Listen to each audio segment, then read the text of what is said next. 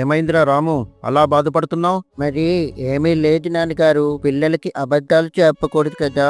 అవును, సత్యమనే పలకవలను, అబద్ధం ఆడరాదు అని స్కూల్లో నేర్పించారు కదా. మరి ఇప్పుడేమైంది? మరి అమ్మ ఒడి అనే పథకం జగన్ మామయ్య ఆలోచనల నుండి వచ్చిందని మీరే కదా చెప్పారు. మరి టీవీలో వేరేలా చూపిస్తున్నారు. జగనన్న ప్రవేశపెట్టిన అమ్మఒడిని ఈ కూటమి ప్రభుత్వం తల్లికి వందను అని పేరు మార్చి ఇది మా ఆలోచన నుండే వచ్చిందని నిస్సిగ్గుగా అబద్ధం చెబుతున్నారు. చూడు, ఇప్పుడు నేను తల్లికి వందనం ఇచ్చాం, మినిస్టర్ గారు ఉన్నారు, ఇప్పుడు తల్లికి వందనం ఇచ్చాడా? ఆయన ఆలోచనలో నుంచి వచ్చింది. అమ్మఒడి అనే ఒక పథకాలు తీసుకొస్తున్నాం. దేశంలో ఎవరు కూడా ఇటువంటి ఆలోచనలు బహుశా ఎవరు చేసిండరు. పిల్లల చదువుల కోసం అమ్మఒడి అనే పథకాన్ని తీసుకొస్తున్నాం. పిల్లల చదువుల కోసం ఏ తల్లి భయపడవలసిన పని లేదని చెప్పండి. అదే విధంగా మాకు గతంలో జగన్ మామయ్య ఇచ్చిన బెంచీల పైన నాడు నేడు అని ఉంటే దానిపైన కూడా మన బడి మన భవిష్యత్ అని ప్రింటింగ్ చేసి వాళ్లే ఇచ్చినట్లు ప్రచారం చేసుకుంటున్నారు. గతంలో బాబుగారు ఉన్నప్పుడు స్కూళ్ళు ఏ విధంగా ఉండేవో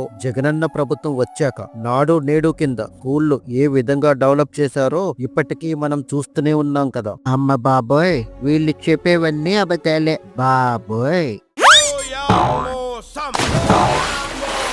Oh, yeah,